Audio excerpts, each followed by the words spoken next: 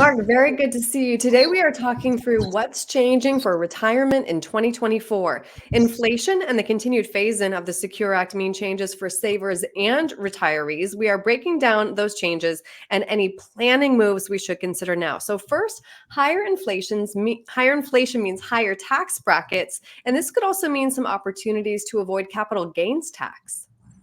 Yeah, so thank you, Aaron, and thank you for having me on again. It's great to see you.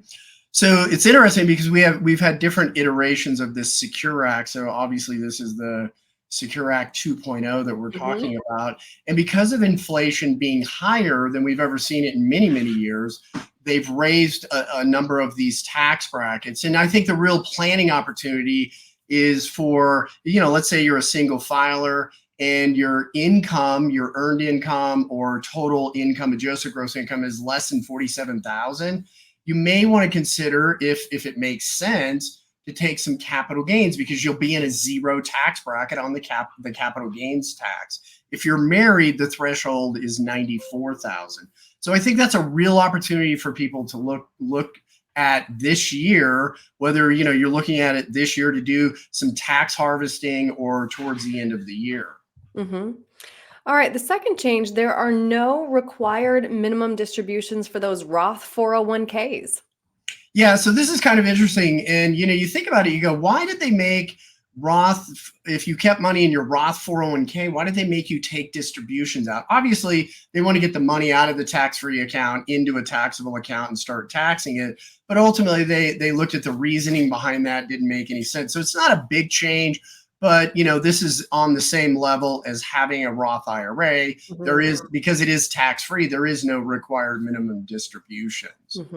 Which is good. Gives you more control over your taxes, right? Yes, all right, change number 3, that we will be able to save more for retirement. Again, this is thanks to higher inflation. Yeah, so, they've increased all the limits. And really what I think people want to look at is, if you can contribute to a Roth IRA outside of your 401k, or if you're or if you don't have the availability to an employer plan. Also, if you have the ability to save in an HSA, all of those limits went up. Now with retirement, yeah, they've increased those. So if you're over 50, you're at 30,500. If you're under 50, it's 23,000. So it's gone up a little bit, but yeah, it gives us the opportunity to save more. And as I said, in many cases, if we have that Roth feature on our 401k, that gives us the ability to save more in a tax-free environment, particularly on the precipice of tax rates going up beginning in 2026. Right, really good point. Also, there are higher limits now for qualified charitable distributions. Can you explain this one? Well, yeah, so there is a strategy behind this, but you could give up to $100,000 out of your IRA to a qualified charity. Now it's $105,000. So it's not a big increase, but it went up by 5%. They hadn't increased it in many years. But really the strategy is, let's say you don't need the required minimum distributions and you're at that age where you have to take it out. Well, now you don't receive the money. You're basically gifting it to a charity of your choice, and you will pay no taxes on it, and the money will go to whatever cause you want. Wow, that's great. That's a win-win for everybody. I like that one. All right, and change number 5, higher estate and gift tax thresholds for wealthy clients. This is a unique opportunity before, as you mentioned, the Tax Cuts and Jobs Act sunsets at the end of 2025. Yeah, so at the end of 2025, all of these provisions go back to what they were prior to 2017. So currently in 2025, for an individual or each person has an estate tax exemption of $13.6 million. If you're married and you utilize it correctly, it's now $27 million. Really doesn't affect that many households because there's not that many households that have a net worth of $27 million.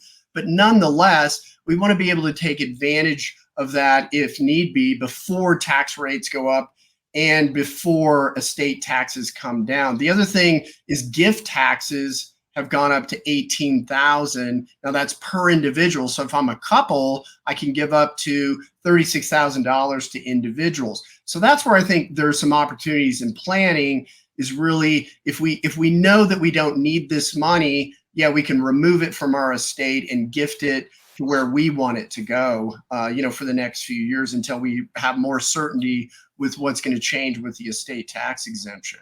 Right. Great points, Mark. And as you mentioned, several planning opportunities. If somebody wants to take advantage of these changes, how can they get a hold of you with questions? Well, first and foremost, give us a call. Our phone number is 303-681-0113. And obviously, whatever questions you do have, we'll help you walk through it. We'll give you some ideas. And, ultimately, yeah, you want to kind of bounce some ideas off and get some really good planning logistics as you move forward this year. The other way you can get a hold of us if you want, you can go to our website. It's mcgregorwealth.com. You can schedule an appointment through the calendar link if you'd like to do that. And, we can set up a Zoom call, however you'd like to do that.